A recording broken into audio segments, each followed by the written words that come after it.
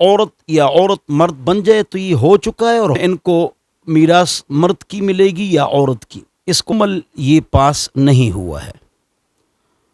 اور انشاءاللہ حضرات علماء کرام جتنے ایم این اے ہیں، پی پی، نون، P T I, National Party, وہ بھی مسلمان ہیں، وہ بھی غور فرما لیں۔ سائنس پر بڑی بکس لکھی ہیں جو یونیورسٹی میں شامل نصاب ہیں۔ اللہ الرحمن الرحیم۔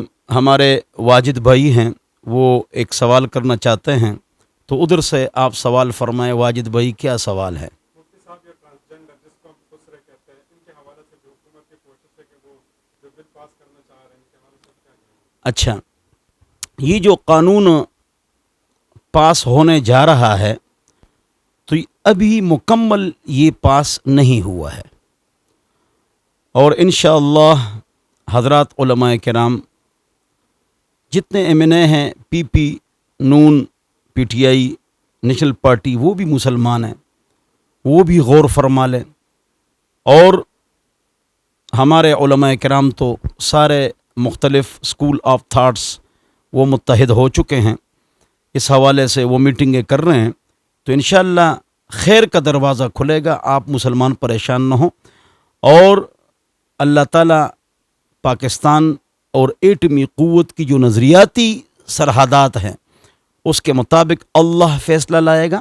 کفر کا زور بھی اگرچہ بہت ہے، اور ہمارے آئین اور دستور میں یہ موجود ہے کہ قرآن و سنت کے خلاف کوئی قانون پاس نہیں ہوگا۔ تو انشاءاللہ مسلمان پریشان نہ ہوں، دعائیں فرمائیں، اور اللہ تعالیٰ پاکستان کی حفاظت فرمائے گا، اور خیر کے دروازے انشاءاللہ کھلیں گے۔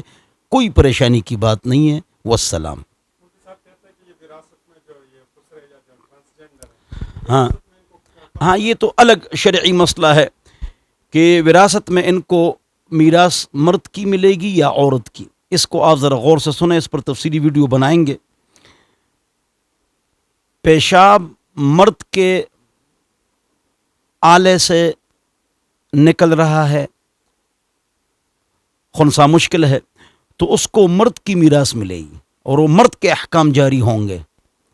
اور اگر عورت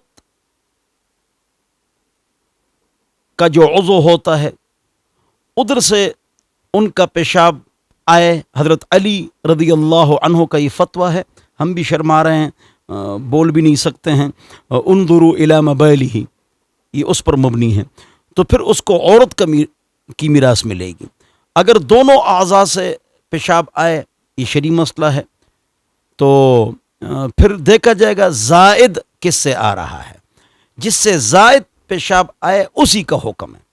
اگر دونوں سے برابر آئے تو اس کا جواب یہ ہے کہ پھر اس کو عورت کی میراث ملے گی۔ اللہ ہم سب کو سمجھ عطا فرمائے۔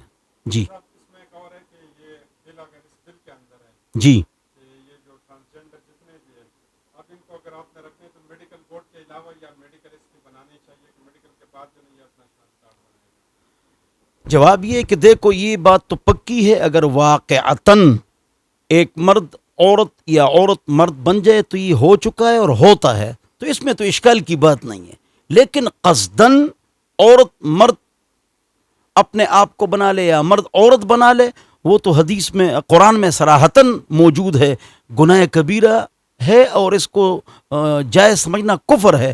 فَلَا يُغَيِّرُنَّ خَلْقَ اللَّهِ، یہ تو قرآن کی صریح آیت ہے کہ بھائی شیطان نے کہا اللہ کو کہ میں ان کو ایسے وسوسے ڈالوں گا کہ اللہ کی تخلیق میں تغییر کریں گے۔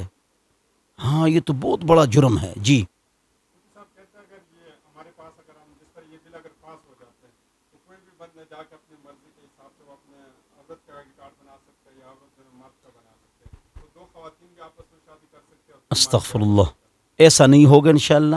اللہ تعالیٰ خیر کرے گا، اور اللہ پاکستان اور اس کی نظریات کی حفاظت کرے گا۔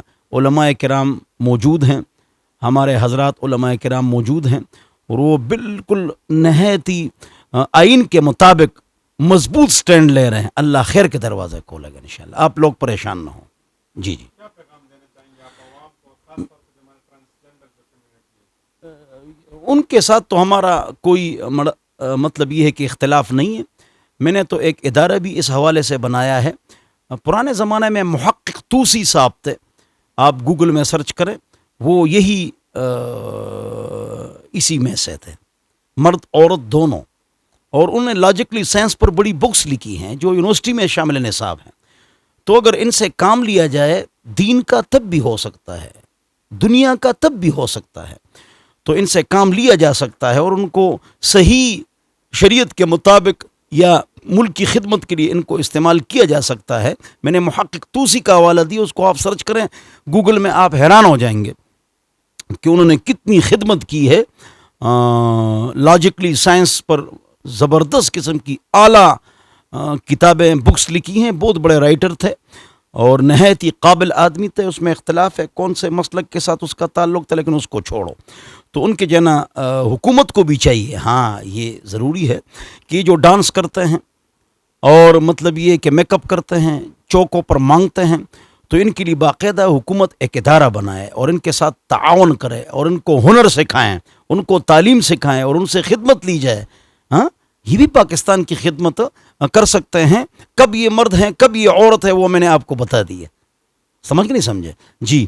تو ان کے ساتھ ان کے جو حقوق ہیں وہ میں نے آپ کو بتلا دیے ہیں کہ باقاعدہ ان کی میراث کے احکام میں نے آپ کو بتا دیے ہیں. ہم تفصیلاً ویڈیو بنائیں گے, لیکن مولوی صاحب اس کی تصدیق کس طرح ہوگی؟ یہ تو اتھینٹک سورس نہیں ہے, لیکن لوگ کہتے ہیں پاکستان میں جتنے اب یہ جو کمیونٹیز میں 70 سے 80% جو ہے نا زیادہ تر مرد ہیں. شاباش, بالکل 70-80 نہیں 99% مرد ہیں, ہجڑے بنے ہوئے ہیں اور گناہ بھی کرتے ہیں. اشارہ کرتا ہوں, ڈانس بھی کرتے ہیں اور گلیوں میں اور چوکوں میں مانگتے بھی ہیں. وہ تو غلط ہے.